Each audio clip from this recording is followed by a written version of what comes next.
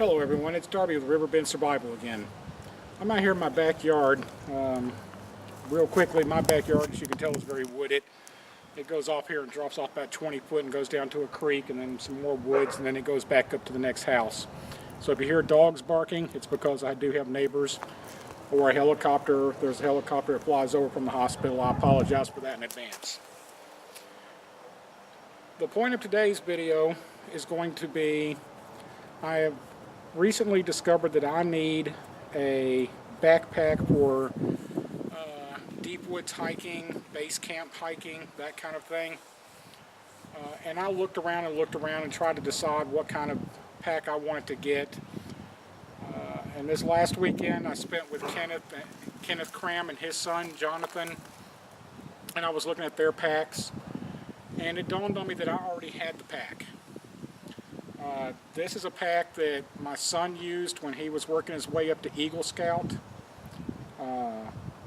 There's nothing wrong with this pack, really. I'll give you some real quick things. It's made by the Austin Clothing Company. It's not available. It's not made anymore. We bought this for him probably 15 years ago. All the zippers are good. All the buckles good. The frame's good. It only has one thing that I don't like, and I've already figured out how to fix that. But what I'm going to do is instead of go out and buy something new, because I try to avoid that whenever possible. Remember, my theory is it doesn't take much money to get equipment for bushcrafting, and it takes no money to get the experience. That's just time out in the dirt and practicing. So, what I'm going to do is, over the next couple of days, I'm going to break this down into sections. I'm going to today give you a tour of this pack. Then I'm going to take it off the frame, wash it, get it cleaned, air dried outside. Then I'm going to spray it down with the silicone sealant again. I have to make a change to the frame because there's something I don't like about it, and I'll go over that here in just a second. And then I'm going to load it out, and then we'll finish out that series on it, and then I'll put it to the test. I'll be right back with you after I get the camera readjusted. Okay, let's start with the frame. I'm going to start on the back of it because that's a short part. It has a bottom shelf built onto it that is foldable. Perfect for sleeping pads or whatever, which I'll be using it for a sleeping pad. When you turn it around, you see that it is an external frame. It is aluminum. It has multiple adjustment points for the straps to bring them in or out. It has good thick straps, good padding on it, really good padding on them. It does have the chest strap to go across it. It has a good, super thick hip pad, waist pad that goes around it. It uses the plastic lock-in buckles. Like I said a minute ago, all of this is in perfect shape. It has a nice netting right here to make sure you that it stays ventilated behind you so you don't build up heat inside of it. While we're on the back side, the thing that I do not like about this pack that I've already figured out how I'm going to fix is this loop up here. It goes, when I have this pack on, let me kneel down so you can see some here. When I have that pack on, that bar is this high above me. So, anybody that has gone backpacking or gone through the woods or the brush, you know that you're always ducking under stuff and you're going under branches, and if you've ever had one of these things hang up on you, it jars you, it makes you bend over more than you have to. But I've already figured out how to fix that without destroying the pack. I'll get it turned back around here, and I'm going to zoom in closer now, and I'll start showing you the compartments and the sizes of it so you know what I'm working with. Be right back with you. Okay, as I'm getting ready to show you, this pack has 8 compartments on it. It's actually very well laid out. I'm going to start on the top and work my way down. On the very top up here, it has straps to, I don't know if they're called straps. It has anchor points to strap things down to the top of it.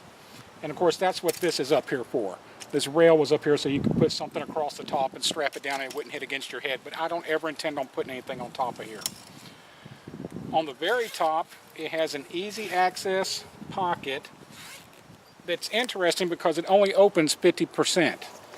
It opens on the front and down this side over here. This side does not open, nor does the back of it. But once open, this is a big compartment. I actually remember to bring a tape measure with me today. So expanded all the way out, this compartment is 10 inches deep. It's over a foot wide. And it's 6 inches tall. So that is a lot of storage space up here. Let me zip this one up.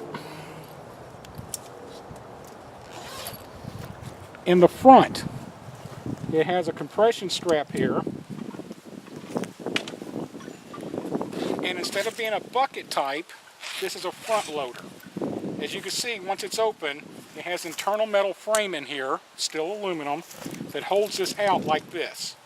It collapses up for storage, but when you hang it, it forms a locker.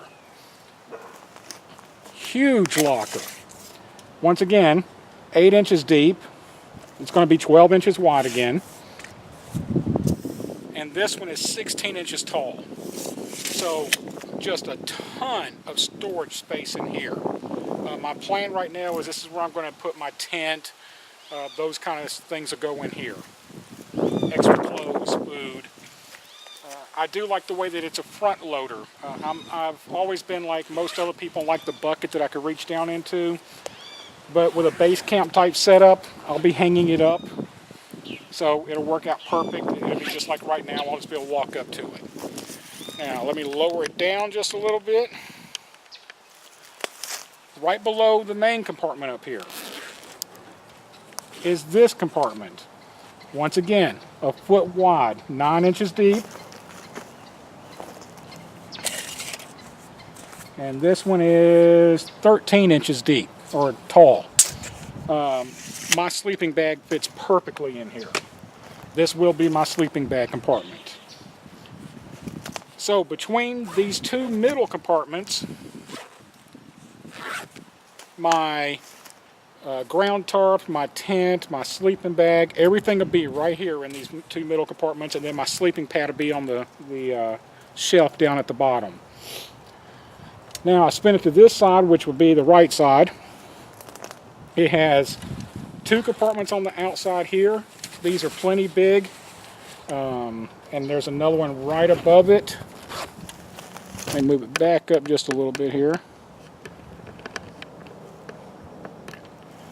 There's another one right here. For reference, for those of you that own it, the Stanley cook set that a lot of people have, and I have some, fits picture perfect in here. It's like it was made for it.